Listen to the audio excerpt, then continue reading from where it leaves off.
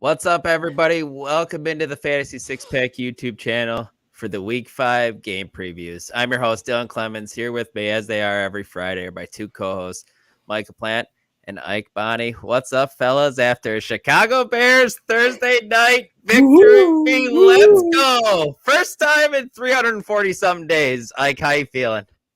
Pretty good. I'm so glad it actually happened. I mean, it's against Commanders, but whatever. Yeah, I'm glad you guys could do it. I'm relieved. I'm glad you guys could do it for Dick Butkus, but just not for the good of the franchise. It was good to see the Bears look like a competent offense for 2 straight weeks, at least in the first half of the game. You know, nice. It got frustrating in the second half again, though. Yes, it did. Absolutely. But or did it? I mean, it didn't hurt that you guys lost 3 running backs throughout that. Oh, game. yeah, like, that we was were losing wild, people man. left and right. Yeah. And then to put a cherry on top, Justin Fields hits DJ Moore on the long one to end the game. DJ Moore just breaking fantasy on a Thursday night, scored 50 fantasy points, guys. That was something else. Yeah, I mean, a lot of people's fantasy weekends already, and they got to one game. We always, I know me and Dylan always deal with the start sit questions on the Sunday social show, and go check us out on Sunday. But we always get those questions where I always answer like, well, if you played one of those guys on Thursday night that went off, you're gonna have to reach for the stars. So everybody who played DJ Moore this week, you're probably gonna have to go with the ceiling play or not the floor play.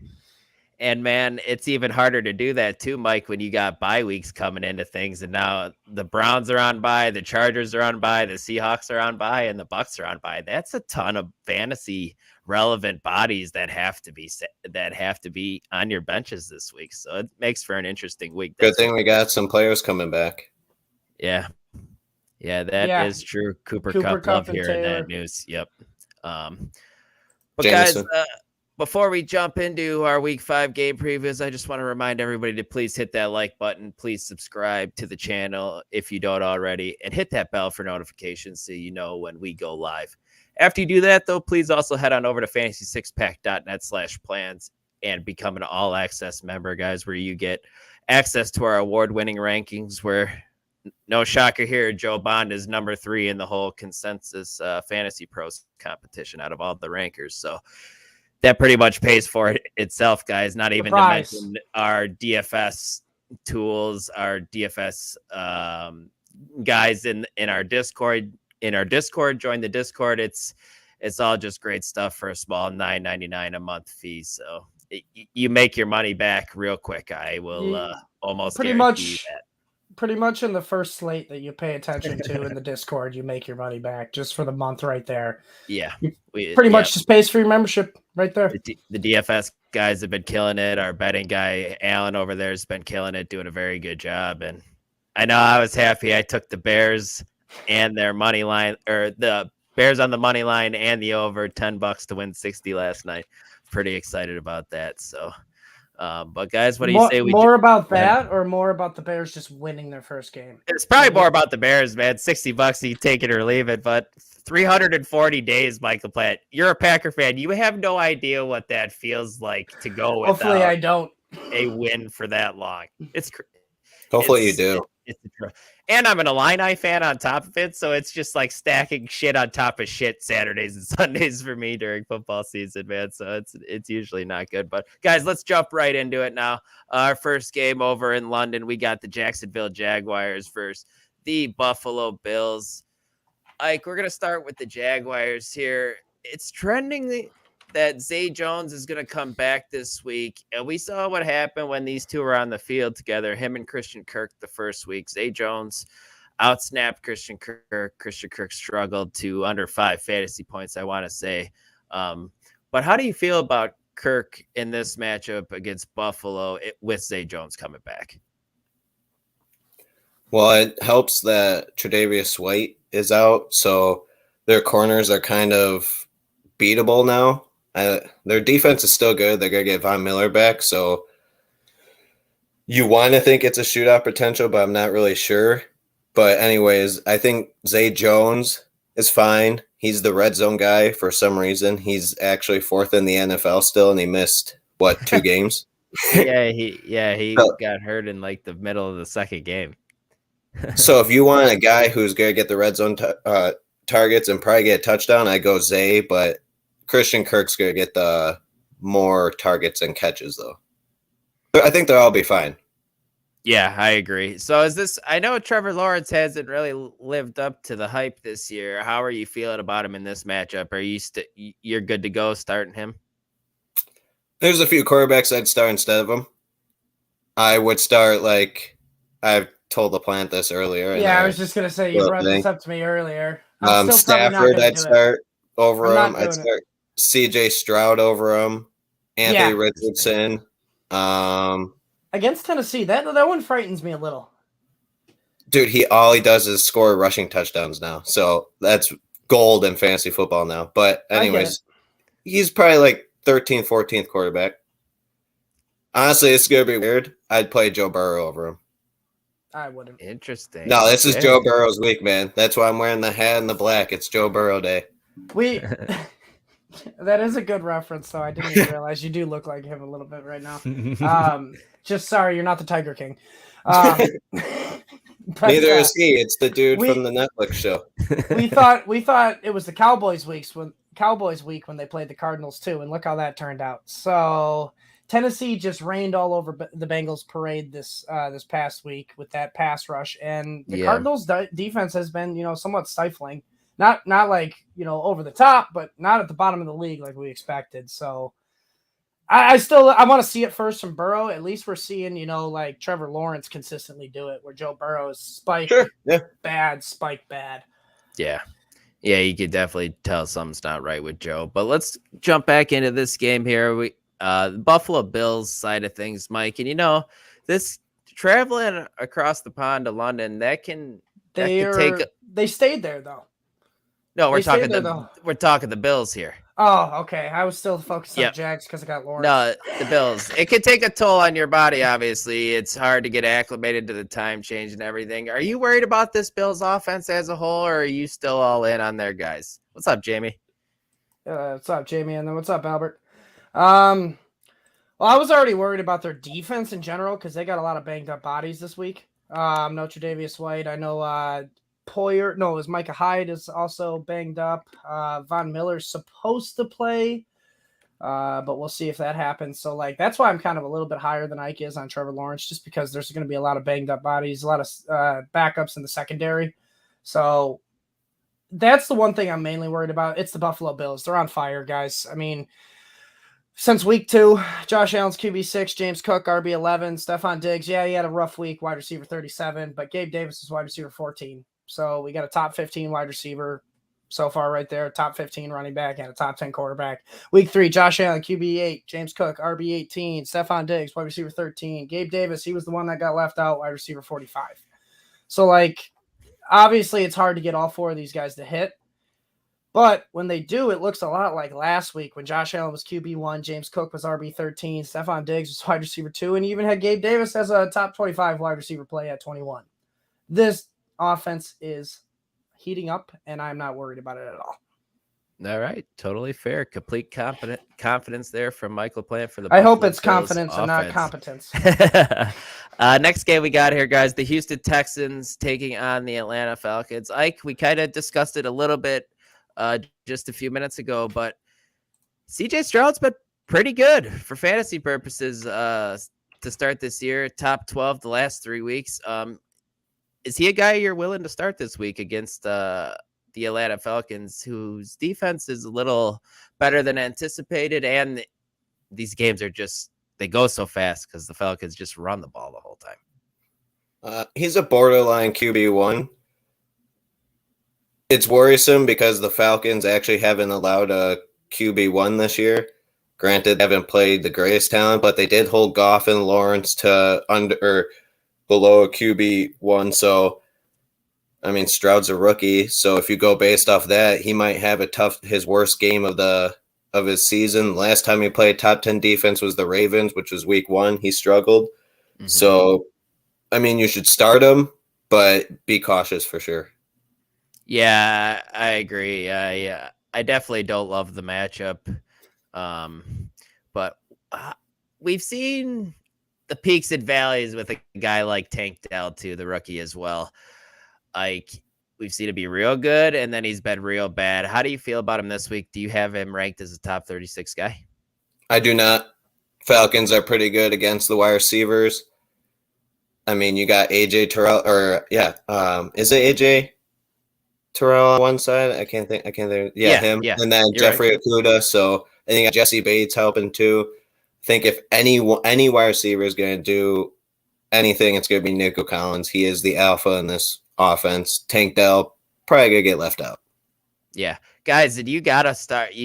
If you have Nico Collins on your roster, if you hit on him later in drafts, he needs to be in your lineup now. He, like you said, like he is the alpha in this offense that loves to throw the football. So the Falcons only allow 10 catches a game to wide receivers. So most of that's probably going to Nico.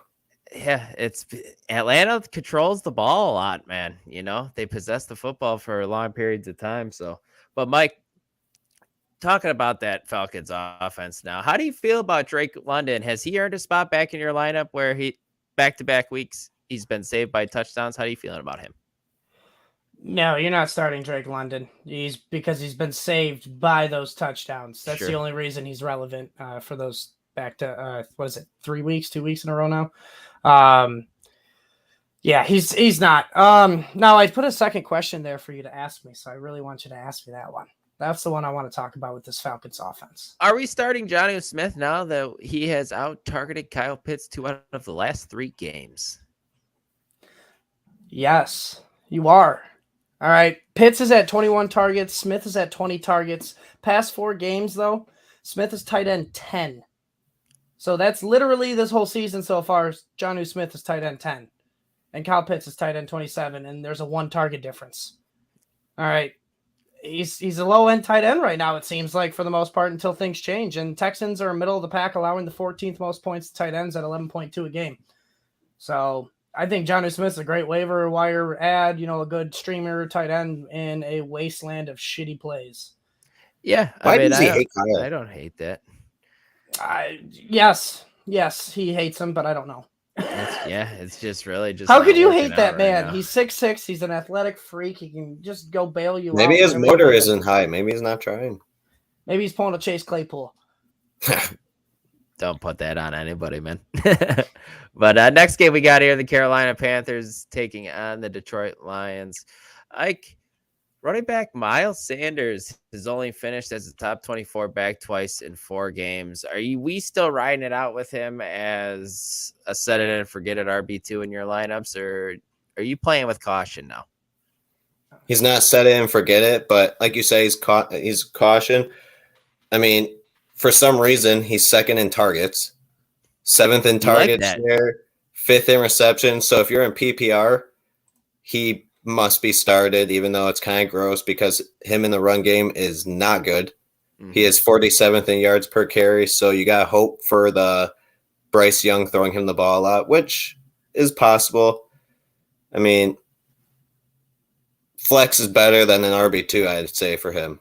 Yeah.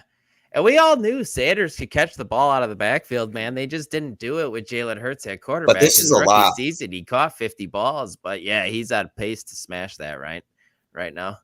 15th in total touches too. Yeah, that's good stuff there. You just need to see more production. No touchdowns, I think, though, so you got to hope for that. And then really the only other guy in this offense that you're thinking about starting is probably Adam Thielen, right? Because no matter who's that quarterback, it sure seems he's the complete alpha in this wide receiver room, correct? Until they trade for the guy they want. Mm-hmm. Let's jump into this Detroit Lions offense now, which, man, is this interesting. It doesn't look like Amon-Ra St. Brown is going to play because of an abdomen injury that just popped up. I know that, which could be a nightmare. That's at least a month out. So that would be devastating for a lot of my fantasy teams and a lot of people's out there. Yep. Mike, I'm going to change the question up a little bit with you. Luckily, they got Jameson Williams back this week. Can he come in and just make an impact right away now?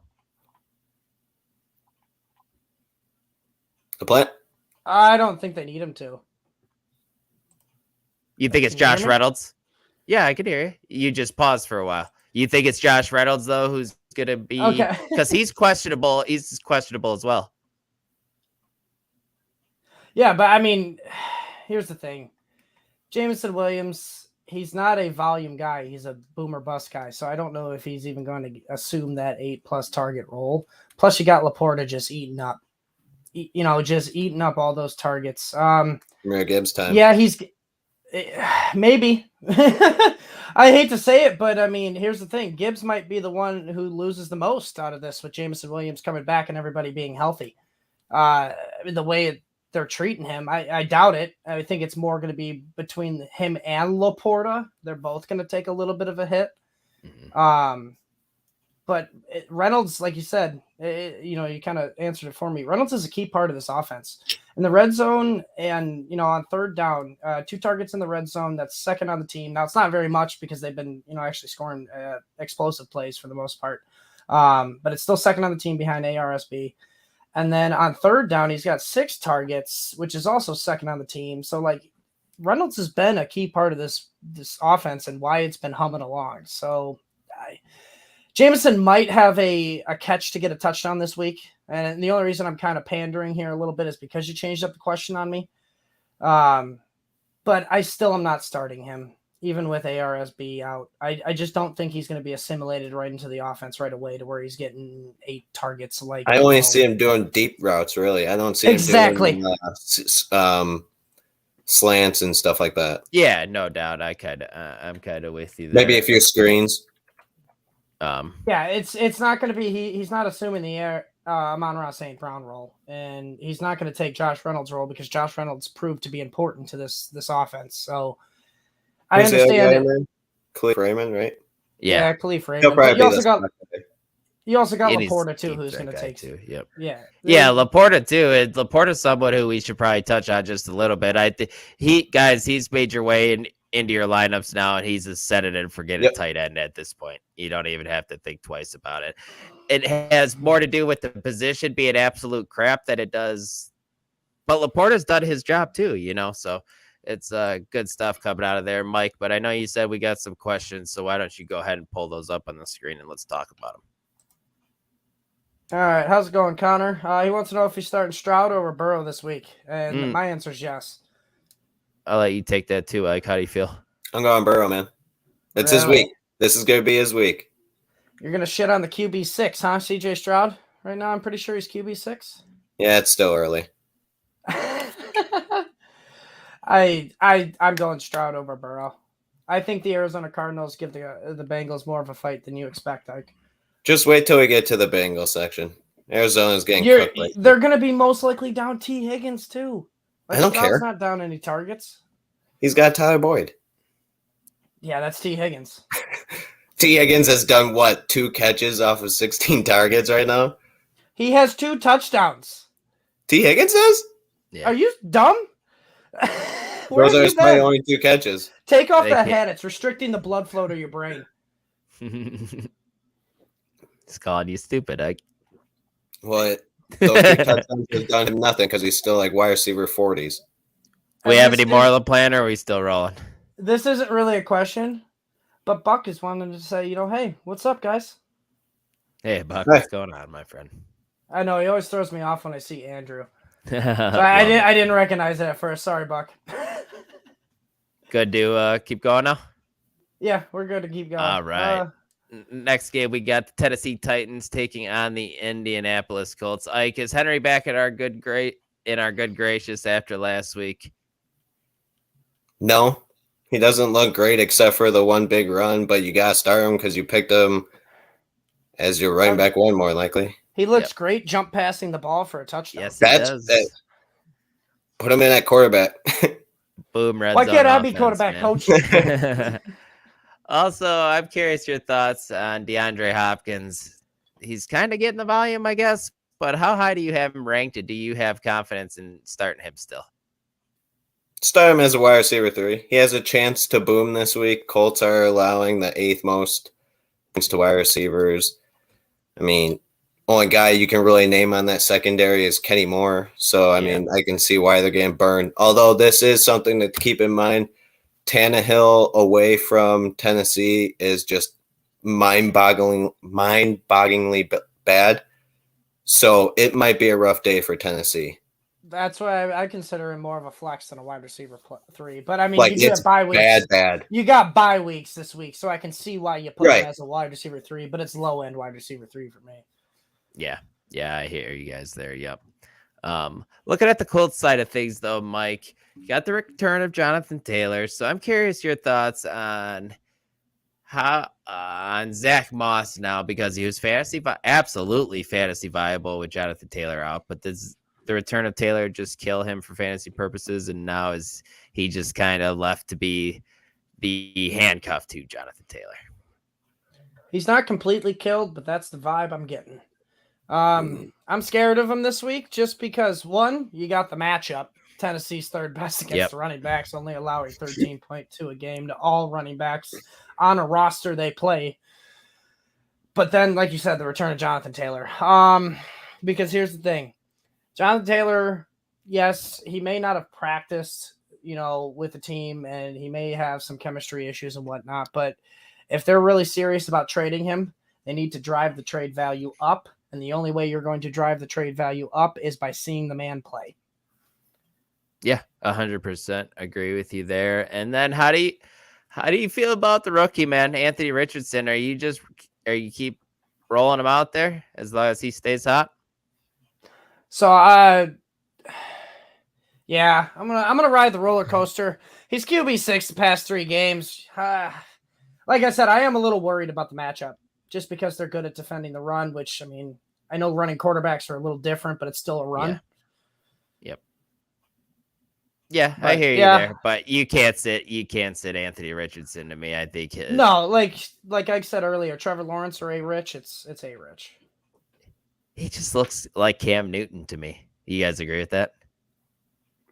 Yes. His style, yeah. Yeah, 100%.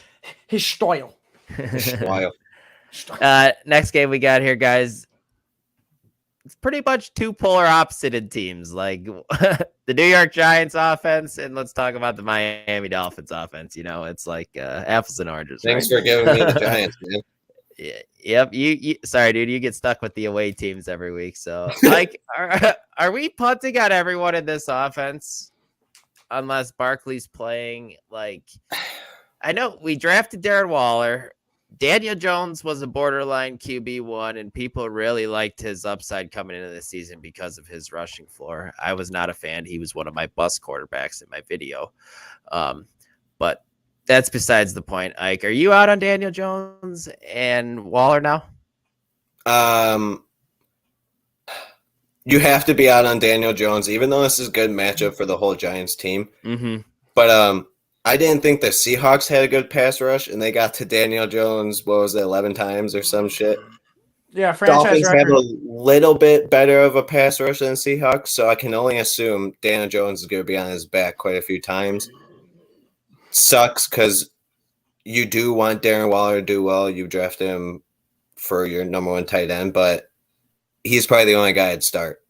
Just because, like what Planet said before, tight ends are brutal, man. Is there anybody out there that drafted a tight end that's enjoying themselves right now? No, because people who drafted Travis Kelce. No, but I'm not enjoying it. I was gonna say Kelce hasn't been where you need him to be, where he was drafted in the first round. Exactly. He's People been who drafted Sam Laporta are liking their yes. But here's the thing: in a 10-team, 12-team league, I mean, if you did draft Laporta, it was way late. Like you just took a flyer and it's paid off. So like, unless you got lucky on a flyer, every tight end's been pretty fucking brutal this year. T.J. Hawkinson's the tight end 1 right now, and even he's been having like inconsistencies. Who's leading the all cardio team though? Is it Kyle Pitts or Darren Waller? For me, it's almost more. It's more like Darren Waller, because he's playing on like 95% of the snaps, and he's just not seeing anything. Daniel Jones is just running for his life the entire time. Oh man, NFL Network had a cardio thing, and I can't remember who they had as their number 1 guy. But Kyle Pitts is 100% up there. Yeah, and he'd be my number 1 option, honestly. Mike, let's talk about who he was last year. Before we move in, though, we do have another question here, just real quick. should we hold Moss in a 12-team PPR redraft? Yes. The answer is yes. Even though I am worried about him, and I'm sure Ike's worried about him, you're still holding him because we saw what he can do if Jonathan Taylor does get hurt again, or if they inevitably, in my opinion, trade him. Yep. So he still holds value as a handcuff at the very least. Keep him, keep him rostered. They have a 100%. big reason to trade him now. Zach Moss looked good. Yeah, exactly. That was actually a good sneaky acquisition for them last year, man. I didn't. No, nobody thought. I mean, everybody thought Zach Moss was a bust after his time in Buffalo, and who would have thought? He's been great. But Mike, let's talk about what we want to talk about in this game, and that's the Miami Dolphins offense. That was a little up and down last week after they just got the Bills just ran them out of town pretty much. Yeah, man. But how many points is the Dolphins offense going to score in this one, man, against this brutal Giants defense who loves to blitz? But that's not going to work against Tua. He gets the ball out of his hands so quick, so it doesn't even matter. So is this matchup just a smash for everybody in this offense? Muted, pal. Rookie mistake. To answer your first question, once a week. They're going to score. No, last week I didn't do it. Go back, check tape. He used to check tape. He's a good fullback. Go check tape. It's great. But in high school. To answer your first question, they're going to score as many points as DJ Moore scored this week. Yeah, 50 burger. Yeah, pretty much. Maybe another 50, 70 burger. Especially after getting embarrassed last week, they're going to want to just be like, you know what, fuck the Giants. But let's get into the backfield, Mike. Who do you like? Ooh. It's A-Chain. Now here's the thing. I know it's weird because he's the rookie and we're kind of worried like the game script didn't go well last week. They were down the whole time, blah blah blah. Well, let's go back one more week. The previous week they were up the whole time milking the clock. So we have two complete opposite end of the spectrum games here. All right. In week 3 when they were up big, A-Chain had 41% of the snaps compared to Mostert's 51, which yes, Mostert had the advantage, but it still showed A-Chain was involved when they were down. All right, and it was a decent amount at 41%. A-Chain had 8 touches in the red zone to Mostert's 4 in that week where they were up big. And then last week, when they were trying to come back against the Bills, A-Chain led the backfield with 60% of the snaps compared to Mostert's 43. And A-Chain had 4 red zone touches to Mostert's 2. So still doubled the amount of touches in the red zone. And then he overcame the snap percentage when they were down. So there is a clear role in this offense for A-Chain that they have. And I think it might be more of an aspect of trying to keep Mostert healthy for a playoff push, maybe. You want both of those guys for the long run. Plus, you got Jeff Wilson coming in next week. So that might even take into A-Chain's snaps as well. That muddies the water. water. It'll be a weird backfield for that. Yeah. Yes, it definitely is. Definitely something to pay attention to. Moving forward, the next game here, guys, the New Orleans Saints versus the New England Patriots. And these are two teams whose offenses look absolutely abysmal right now. Like, you weren't drafting Derek Carr as a QB1 this season, but we thought that he was going to be able to support this cast pretty well, and that just hasn't been the case the last couple weeks, and especially since his shoulder injury. Are you worried about his supporting cast? You know, AK, Chris Olave, Michael Thomas. You worried about those guys? Not Alvin Kamara, because first off, Derek Carr's shoulder is cooked. You can tell because he gave Kamara 15 targets. So like 13 catches, right? Season low 3.4 yards per attempt for Derek Carr. Wow. So obviously his shoulder is bugging him, which if that's the case, this hurts Olave a ton because he is the deep threat. Great diagnosis, doctor. His shoulder's aching him. He's got an AC joint problem. Why are they playing him? Play Jameis Winston. So, I mean, this is more for fantasy. Play Jameis Winston so we can see him air it out to Chris Olave and stuff. See that? I like that. This is how much better. This is why people. How much worse could the offense be, though, Mike? Go ahead, get into it. I was just going to say, this is why probably NFL players hate fantasy people, because you're over here going, put Jameis in for fantasy purposes. But you really don't think it's just to for make the him fact healthy? that you can to make him healthy. You can actually throw down the field now, because right now Derek Carr is literally he can't. It's just not going to happen. You're so right. until he gets taken out or get better, and that's his game. He's down the field thrower. He's an accurate down the yeah. field thrower. Look at him and Devontae last year. Anyway, Yeah, exactly. Don't start Michael Thomas until you start seeing things change. Jameson comes in. I mean, I actually don't mind Michael Thomas. I don't mind just because Michael Thomas has been the underneath guy this year so far. It's not like he's been running the deep routes. But now that Kamara's back, it's at least based off last week. Kamara's just going to dominate targets right now. But you're facing the Patriots, and they're going to look at last week and go, Kamara had 13 receptions. Who do we got to stop this week? Yeah, because he's not like he's going to throw deep. Olave is super risky, but I mean, you draft him where you did, so you probably have to start him unless you're super deep. Like I'm talking. I'm worried about Olave because of the fact that Derek Carr. You have to start him. It just a lot of people. That's the wide receiver one. So unfortunately, it could be a rough time for you until. I mean, there's people out there. There's people out there who drafted Jalen Waddle as their wide receiver one, and they're struggling just as hard. Yeah, 100%, 100%. Mike, let's head on over to the New England side of things, and it hasn't been good over here either. What is your panic meter at on Ramondre Stevenson? He's just looked like a guy this year. He doesn't look explosive. He hasn't caught the ball great out of the backfield either, which is surprising. So what are your thoughts? I have coulrophobia. And for those of you who don't know what that means, I have a fear of clowns against this offense because it's an offense that is a circus full of clowns. That's my panic level. Mondre is averaging 2.7 yards per carry this year, which is just fucking abysmal. Yikes. Patriots never use just one guy. We know this in past, and we see it this year with Zeke. So he has to be efficient with his touches for him to be valuable. And, the occasional touchdown wouldn't hurt, which they're not really fucking seeing the end zone very often. Right. So, yeah, the offense ain't helping. 30th in points scored, 24th in rushing yards in the NFL, 28th in rush yards per attempt. And that's for both running backs with Mondre and Zeke. I mean, Mondre got 17.2% of the target share last year, and he's only getting 10.5 through 4 games with Zeke. That's the killer right there, Mike, is what you just alluded to, is the difference in target share, because that's really where Ramondre ate last year. It wasn't the touchdowns. It wasn't anything like that. It was the target share, and he's just not getting it. I'm really worried about him, but just the way running back is, you're still just plugging him in your lineup and just rolling him out there. It is what it is, Buck said, just make Taysom Hill the QB. There he goes. Jamie with the nugget. Saints haven't allowed a touchdown to a running back this year.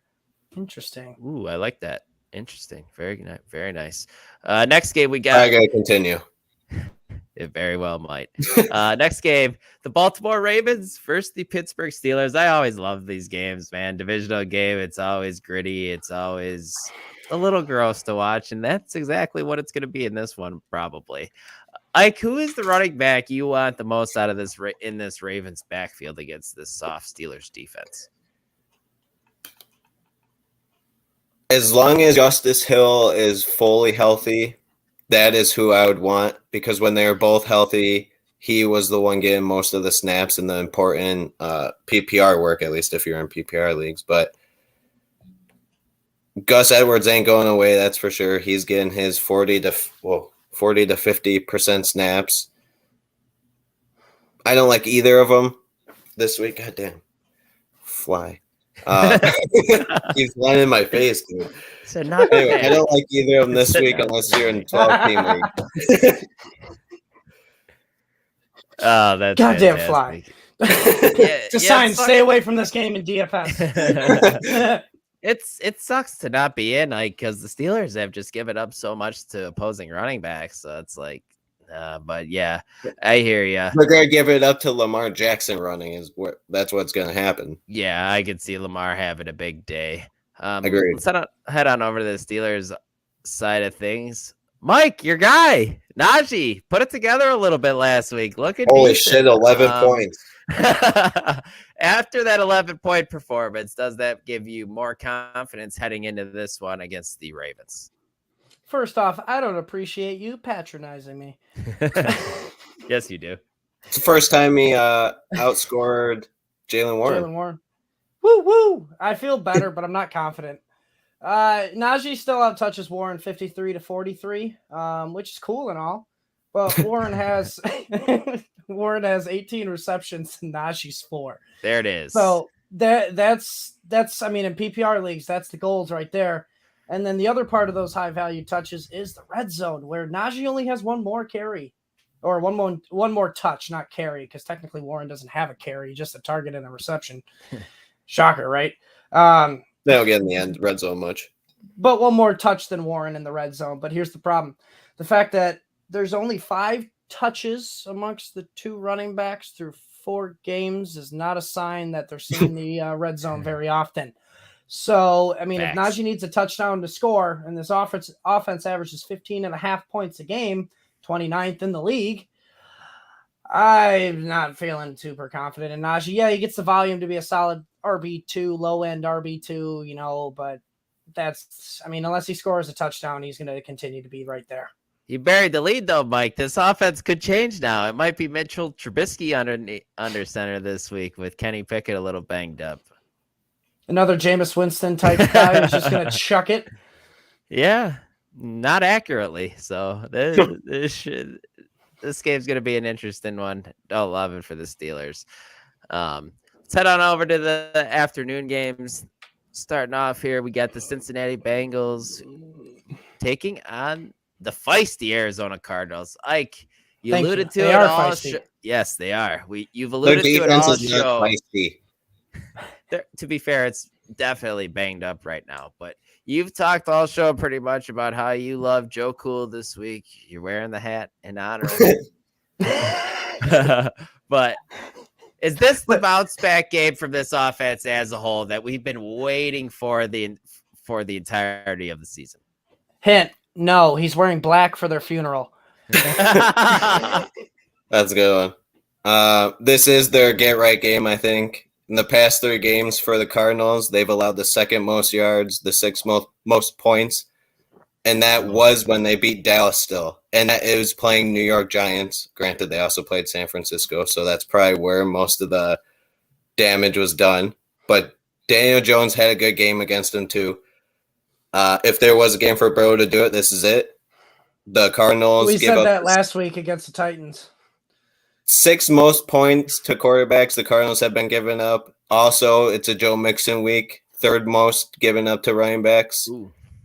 I mean, they're decent against the wide receivers, but I still think Jamar Chase is going to have a great game. Do not start the tight ends, obviously. Yeah. I mean, I'll be honest. I'm guilty of being of recency bias here. I'm a Joe Burrow owner in quite a few leagues, so I'm not happy with the way he's been playing. But at the same time, it's like being an owner. It's like I want to see it before I put him out on the field. Yeah, it's happening right now.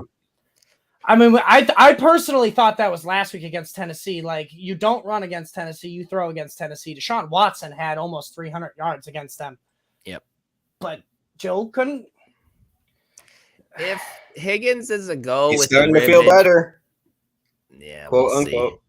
If Higgins is a go this week, guys, with the rib injury where he is questionable right now, is he going to be out there as a decoy, or if he is? Absolutely. Okay, It's been like that before. You don't want to start him. We've seen it before as him out there as a decoy when he's practiced on a limited participant on a Friday, and he's went out there and we're so hopeful, and he drops a goose egg on us, and everybody who plays in the league where someone drops a 0 and you get punished, don't do it. Yep, for sure. Let's look at the Arizona Cardinals now, Mike. You're rolling James Conner out no matter what with the way running backs are. I want to hear your thoughts on Marquise Brown and Zach Ertz, who they're getting targeted. Marquise Brown, even in the red zone too, he's doing some work there. How do you feel about these two in this matchup against the Bengals? I'll start with Marquise Brown because I wasn't super high on him in the offseason, but I knew he'd have a role in this offense. It was just a very, very low floor. This is what we thought, and it is not that. He's wide receiver 17 so far. Nice. Just in fantasy points total, he's wide receiver, and you always look at it, it's like, well, what is he doing on a fantasy points per game level? Well, he's wide receiver 18.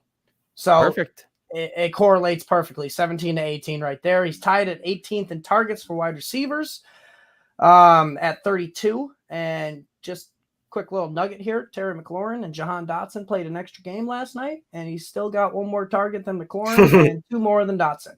Interesting.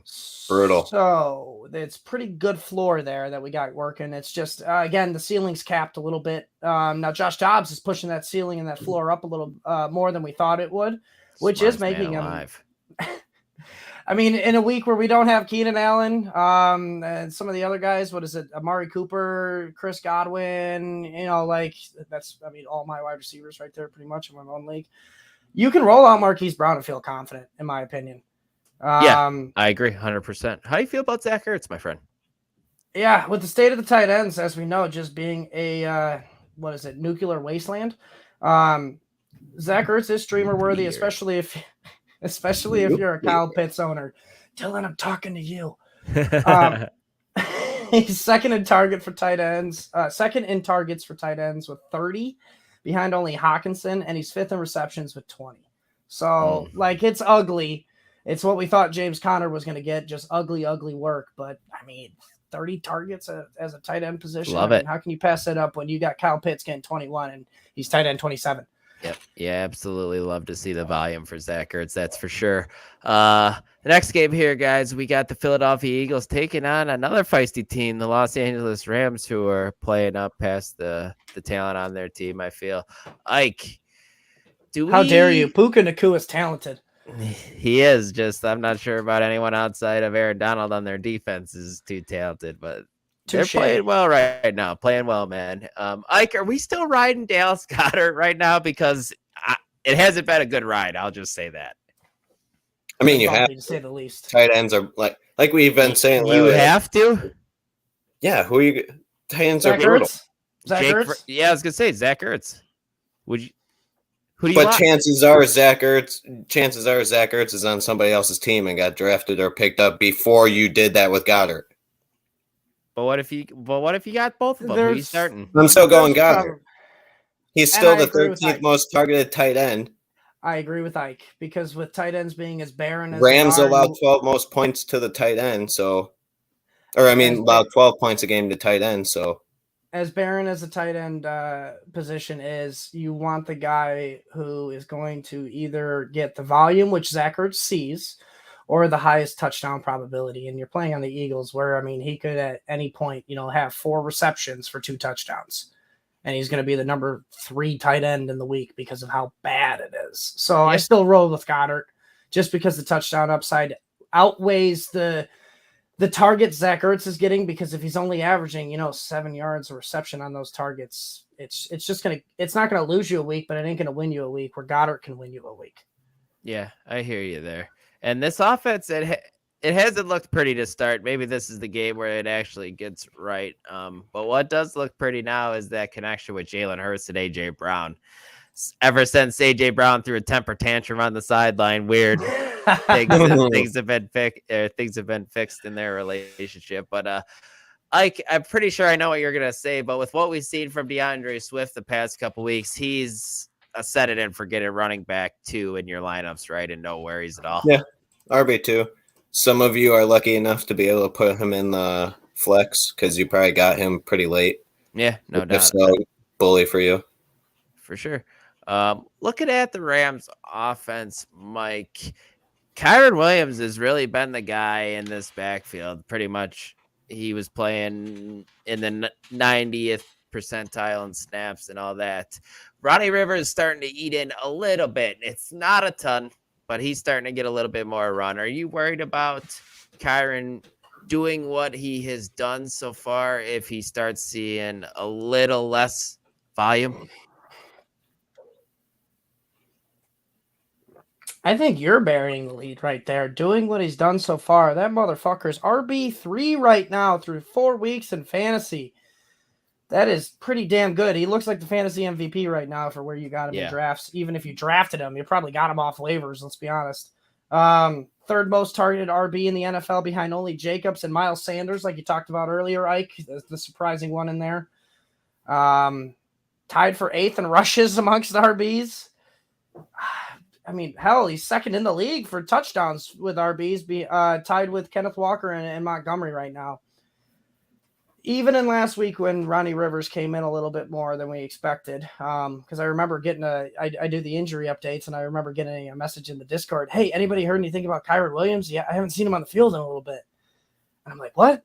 He's hurt? I'm like, I'm like, I know we're worried about Ronnie Rivers here, but it was still an 82% to a 28% snap share in favor of Williams last week. So I'm not worried at all. You are locking in Kyron Williams every single week. Yes, I'm a little worried that the targets might go down when Cooper Kupp comes in. Yep. But I'm still locking him in. The dude's RB3. He has earned easily that workload. Yeah, totally fair. And then, Mike, like you said, Cooper Kupp should be back this week, barring any setbacks. Does that make Matthew Stafford a streaming option this week against the Philadelphia defense? Yeah, he's been a streaming option so far. I mean, all year, honestly.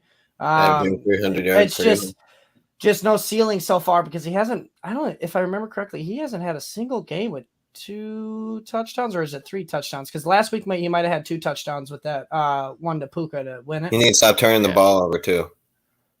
So like his just ceiling's capped a little bit because he's not getting the touchdowns because it's Kyron Williams. He's got 5 on the the team. So right. I mean, if he gets a touchdown, he's definitely streamer worthy. Plus he's getting the volume right now. They're passing it a lot. Yeah. For sure. And he gets his boy back. The Breakfast Club is together now with Nakua and Stafford. And McVay was quoted saying that he shouldn't have a snap count either. I like it. Good stuff to hear there. The next game, we got the New York Jets taking on the Denver Broncos. Ike, does the game from Zach Wilson last week, he looked competent on Sunday Night Football, Monday Night Football, whenever that game was last week. Does that give you confidence to start him in a game where, look, just put it this way, the matchup doesn't get any better than the Denver Broncos right now. Does Zach Wilson's weapons, wow, have I just butchered this question? Do you have confidence in Zach Wilson's weapons? Breece Hall, Garrett Wilson, now heading into this matchup against Denver. Zach Wilson, you could probably start in Superflex. I mean, chances are you probably have 2 better options. But if you don't, like Michael Plant in one league, you got to start him. I honestly feel like, and I know this is not factual at all, I honestly feel like the only reason Zach Wilson performed well last week is because I had to desperately trade for him in a Superflex league. An hour before the against game. Me, yeah. And I was against Ike. So it's just to make Ike sweat a little bit. It was close, man. He played really well against the Chiefs. But anyways, you can start him in Superflex. Breece Hall apparently doesn't have a limited snap count anymore. We finally get to see what he can do. He's averaging 6+ yards per carry. It's kind of insane. And we just saw Khalil Herbert absolutely eat on the ground against this Broncos. Yeah, so, I mean, you can fire him up as RB2, easily flex. Broncos are pretty bad against wide receivers. Fire up Wilson. I don't know if you guys have heard of the silly string picks that Joe and AJ and them are doing, but I did my first pick this week, and I took Breece Hall over 11.5 points and half PPR against this defense. Pretty good call. It's such a cupcake matchup. I mean, it's low hanging fruit, but yeah, you're starting Breece Hall and you're loving the matchup this week. Just to piggyback, guy. Garrett Wilson back in star territory. Alan Lazard, if you're in deeper leagues, you can give him a shot. Nah, I pass. I'm talking like I pass on that all day. 12, 14, 16 probably. I mean, some people with guys. I'd rather have some of that Mecole Hardman. Him or Wan'Dale Robinson. Alan Lazard. I mean, God. Exactly. Someone's got to make that choice, and they're like, "Ah, shit." Yeah. If you're making that choice, just throw in the white flag for the week. If you're making that choice. We got a question here, guys. Jalen Waddle, Nico Collins, rest of season PPR. Oh. I think it's Jalen Waddle, rest of season, I suppose. I don't know. This is a lot closer than anyone would have expected because of how slow Waddle came out and how hot Nico came out. Now, I'm going Nico. That's the hot take, honestly. I actually go with Nico because it's PPR. If it was half point PPR, Waddle's just not receiving the target share. I mean, the Dolphins are demanding More that they run the balanced. ball. Yeah, they're demanding they run the ball this year. So like Waddle is not the beneficiary of that. So I actually lean Nico Collins, but it is really close. Yeah, It's they're so like close. right there, I think. It's so close to where if it's half point PPR, I lean Waddle. But because it's PPR, Nico Collins is the guy. Like, I mean, has he had a game under? He I mean, struggled he has 1 week. One, he had one under game 10, under yep. 10 target. One game under 10 targets. Not just points, but targets. Like, he's been a little boom busty, but I mean, that's Jalen Waddle right there. He's boom bust in this offense right now. Yeah, that's Boom fair. back. Mike, That's a tough one. Mike, looking at Denver's offense, oh man, Javonte Williams banged up, got a little bit of a hip flexor right now. We saw Jaleel McLaughlin come in last week. It looks serviceable alongside Samaje Perine as well. You interested in starting him this week if Javonte is a no-go? Risky flex play. All right, I'm going to start off with that. I'm going to tell you why. Samaje Perine got majority of the snaps after Williams got injured, 22 to McLaughlin's 16. But it's what McLaughlin did with those 16 snaps that really just was amazing. In 16 snaps, he finished as RB10 last week. 16 snaps, he was an RB1. Now, Fantasy Data, the nice website we're allowed to use because of F6P. Thank you, Appreciate you guys. Yep. Exactly. They have a snap thing. It's one of their statistics. How many fantasy points per 100 snaps would they score? With this rate. Yep. And right now, with those 16 snaps, he's at 121.2 points per 100 snaps. Just to put that in context, and I know it's a small sample size. CMC, his fantasy points per 100 carries right now is 103.6. So over about 17 yards more than CMC right now. That's pretty impressive. Now, granted, small sample size, but he's a risky flex play with hopes he sees the field a little bit more with this injury.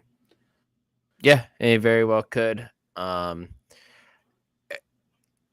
Jeudy, Cortland Sutton, are they just wide flex plays as well, or is Jeudy still wide receiver 3 territory for you, and you're still starting both of these guys? Sorry, I'm just throwing you on the spot here. I'm a little bit more worried about Jerry Jeudy, but I like Cortland Sutton. The chemistry seems to be a little bit more in his favor with Russell Wilson. Yeah, it totally does. It probably did help with Jeudy going down with the hamstring injury, missing some time. Obviously, that hurts the chemistry. Cortland's a solid wide receiver 3. Jeudy, I'd still consider as a flex play. Yeah, yep, for sure. Next game here, we got the Kansas City Chiefs taking on the Minnesota Vikings. Ike, I feel like this is the same question every week. Is there a wide receiver worth starting in this Kansas City Chiefs offense? Not worth It's starting. It's going to be the same question for the goddamn rest of the year. Yeah, but like I said last week, there's one guy you need to roster, and no, it's not Sky Moore. It's Rashee Rice. Why? When he is on the field, elaborate. He is seeing a 36.8% target share or target rate, which means he is the other than Travis Kelce. He is the alpha of the wide receiver room. Way to stop yourself right there. He is the alpha of the wide receiver room. So once he starts getting more snaps, reap the benefits, man. He's for real. I'm still just worried about the fact that this offense at any time can mold into whatever it wants to be. And they don't need the wide receivers. You know what I mean? We saw it last year. It's just, can we see it again this year? In limited playing time, he's still leading the wide receivers in targets and catches. So, clearly he is the guy among the wide receivers. Yep. In the last game we talked about Marvin Mims is, I'm pretty sure, leading the team? No, among the Chiefs. No, I know, but I'm comparing it to another offense. Like Marvin Mims is, I'm pretty sure, either first or second on the team in yards, and he's playing 20% of the snaps. Yeah, something like so that. Sometimes it's coaching. That's what I'm saying. Like Andy Reid is a Hall of Fame coach, and at any point he can go, you know what? We don't need the wide receivers this week, and that's what I'm more afraid of. Yeah, you're gonna need it more and more now that Travis Kelce doesn't look his normal self. Not there yet. Don't you put that evil on me, Ricky Bobby. He's getting up awfully slow when he hits that ground. Looking at the Minnesota side of things, Mike, Man, it wasn't good. It wasn't a good outing from Jordan Addison last week. There was a lot of goose eggs last week. I think it was Yes. 3 Addison, Debo, and Olave. And yep, you started 1 or 2 of those guys. Your week was absolutely ruined. Is he in timeout now in your lineups? Is he moving to your bench, or are you still okay putting him in against? Let's be real. It's not a great matchup against Kansas City. No, he's not in timeout mode yet. I found some absolute wild fucking stats on Jordan Addison. All right, so Addison so far through 4 weeks has 43.5 fantasy points. Wide receiver 44. Yeah, not that great. All right. 13 receptions for 185 yards, 2 tutties. I think he had 20 targets. All right. Now, these are Addison's stats on strictly just third downs for the Vikings this year. 6 receptions on 9 targets, 136 yards, and 2 touchdowns. Literally more than half of his production has been just strictly on third downs this year, which is kind of mind-blowing. I don't know if I've ever seen that before. You can't bench him when he is being looked at that much in key critical situations with Kirk Cousins, especially in a shootout possible game against the Chiefs. You're not putting Addison on the bench just yet. Yeah, I mean, that's fair. That is mind-blowing that he has literally 136 of his 185 yards just on third downs this year and all of his touchdowns. Yeah. And almost half for the receptions. I am just a little worried and tempering expectations because the Chiefs secondary has played very, very well. And I just thought of this now. We should probably touch on the backfield here. Akers got some run. Alexander Madison is still viable, it seems like, but it's not ideal play at either of these guys, right? Like, it's probably going to end up being alternating series, right? It is going to be alternating series, and I think Cam Akers eventually. I think Cam Akers is more talented than Madison, in my opinion. I also think he's the red zone guy. But Madison's the guy right now. And until Cam Akers shows some flashes, Madison's the low-end RB2 flex territory type of guy, but you hate fucking play. Yeah. Just wait till he fumbles again. He'll lose his job. Sunday Night Football, guys. We have the Dallas Cowboys taking on the San Francisco 49ers. Going to be a great game, hopefully. Ike, how do you feel about Dak and Ferguson in this offense this week against San Francisco? Do you have them both as top 12 plays at their position? Don't start Dak. Ooh. He's not very good against the 49ers. I mean, he does average 17 fantasy points. This is the playoffs they've played, by the way. So he's averaged 17 fantasy points, 230 yards, a touchdown, and 1.5 picks. You can almost guarantee he might throw 2 picks. For the most part, you can find a better option out there. Like I said, Stafford. Would you start Purdy over Dak? Yes, barely. They're literally right by each other. Yeah. I think Purdy is less likely to throw an interception. That's 100% a fact, yeah. I feel like there was an ulterior motive to that question. But it's almost like you might have that decision this week. Either way, I expect a low-scoring game. I mean, every time these guys play each other, it's almost under 20 points. Cowboys don't even average 15 points against these guys. Yeah. So I would temper your expectations quite significantly among this offense. Yeah. Both, to be honest. How do you feel about Ferguson? Do you have him in the top 12, or are you not totally He has to be top 12 with what I did see Michael Plant put up in the guidance section. He's got a lot of red zone targets. Leads so the league in tight that is something you like to see. With 11. But loves to feed the tight end down there for sure.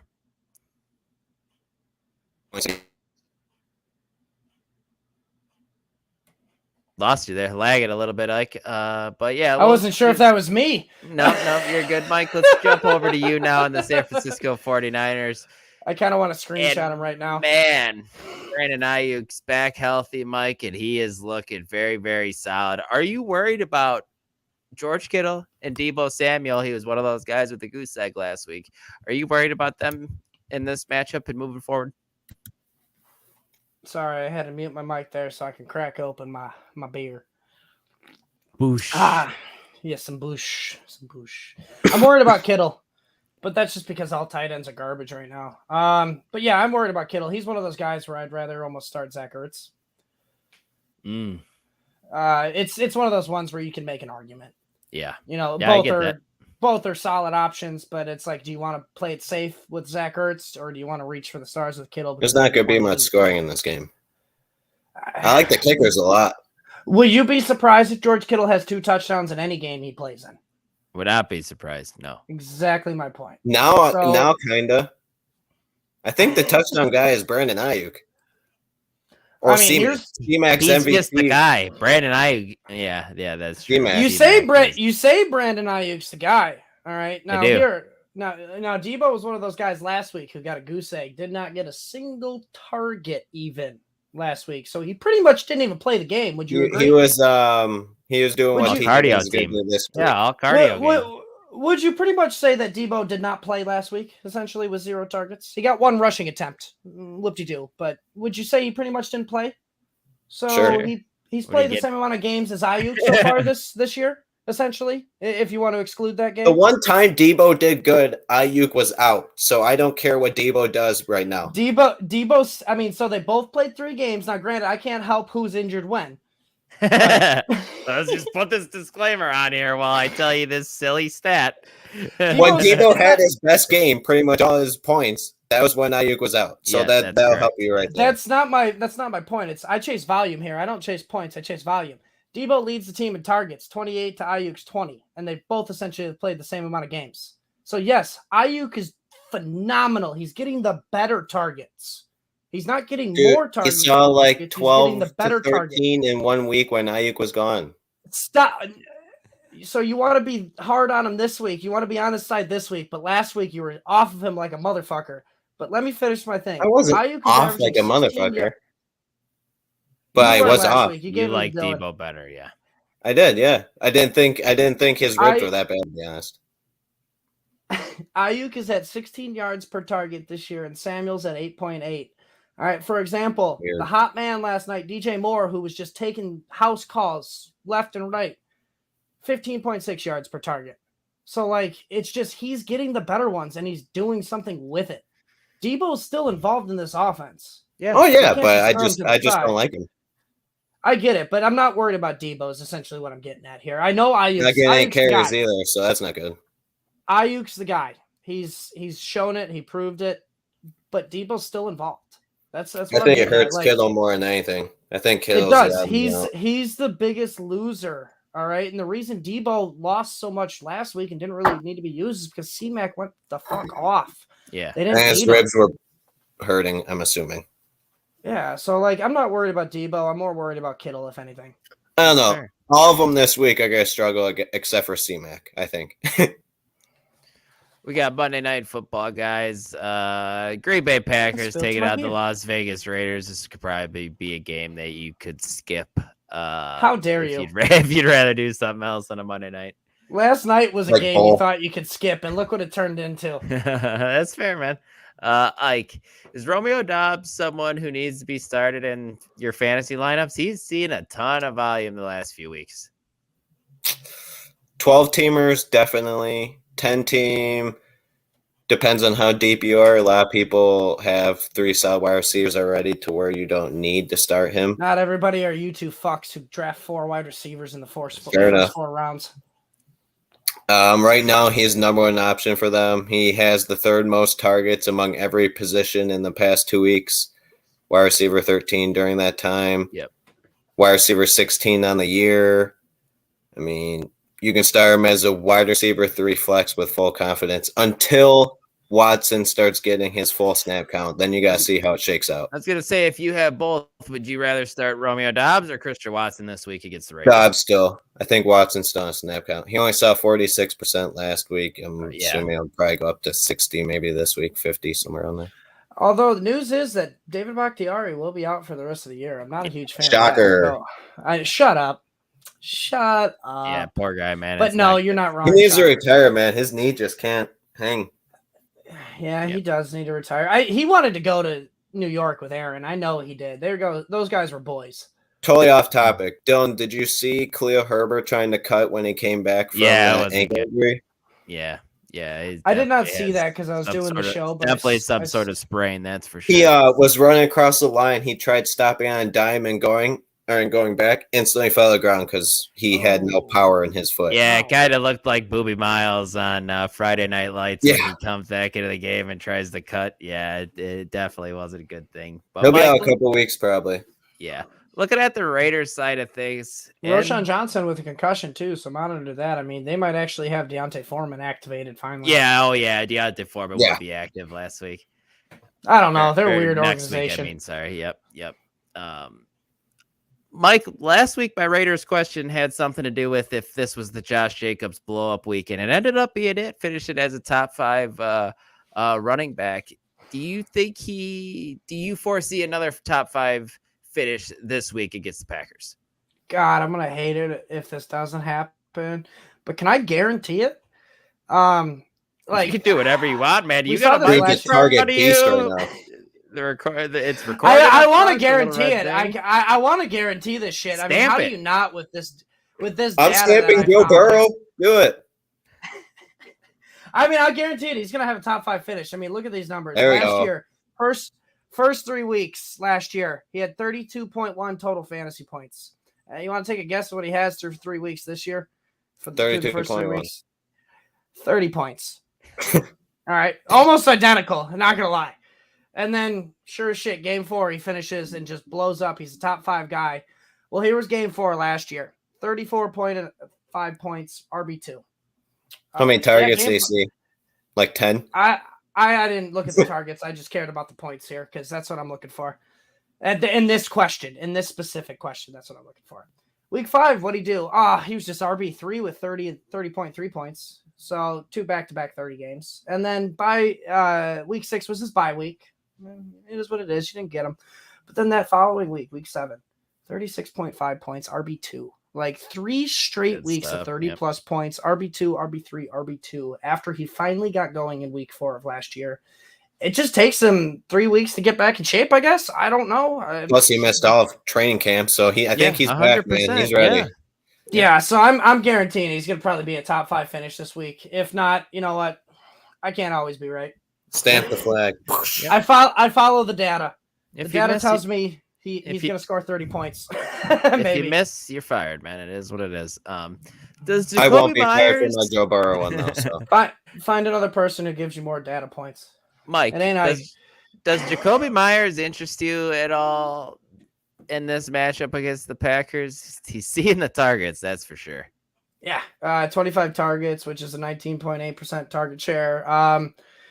Now, he missed the game, but Devontae Adams has 50 to his 26, so there's a clear alpha like we already knew.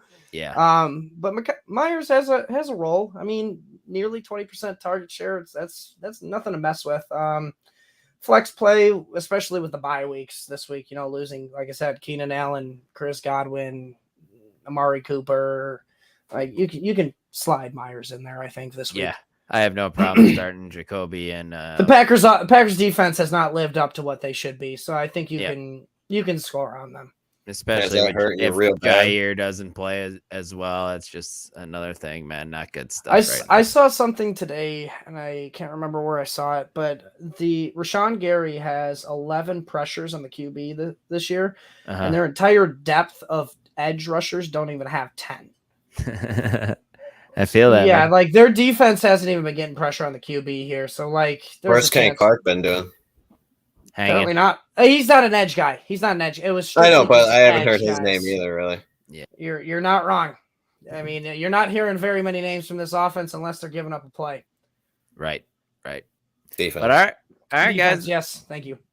That wraps up our Week 5 game previews. Appreciate everybody tuning in. If you haven't already, please smash that like button. Please subscribe to the channel. If you aren't already, head on over to fantasy6pack.net/plans and check out our plans. Become an all-access member, access to our award-winning rankings, DFS tools, Discord, all that good stuff. It's fantastic. Make sure you tune in on Sunday. Yeah, Myself, the Go last ahead, thing Mike. I will say about the membership is like you see memberships and usually you got like tiers, like tier 1, tier 2, tier 3. We don't have that. You're in, you get everything, and it's just a monthly thing. So like Yep. you're not kept out if you're in this subscription. Like you have access to basketball, hockey, all that. I know it's not going right now, but it's coming up. But It's coming you up have fast. Trust me, for sure. you have access to everything as far as sports, us in there, Joe's rankings, Dave and Chris's DFS, Alan's betting, Keith's a big cash guy when it comes to DFS as well. Keith Fleming, go follow his videos. He's a pretty smart dude himself. But yeah, I just wanted to reiterate that. Like, guys, it pays for the membership in the first slate of games you play in when you listen to Dave and Chris. Yep, no doubt. And the NHL starts next week, and then the NBA starts the week after. So we are getting into the heart of sports season. So it's awesome. Connor, you have a great night too. But yeah, it's good stuff. Appreciate you, man, for sticking around. If you guys are looking for some start sit advice, make sure you tune into the Sunday Social show on Sunday as well. We are starting at 9:45 Eastern time this week, as far as I'm aware, Mike. So make sure you tune into that. But until next week, for Ike and Mike, I'm Dylan. We'll talk to you next time. Peace.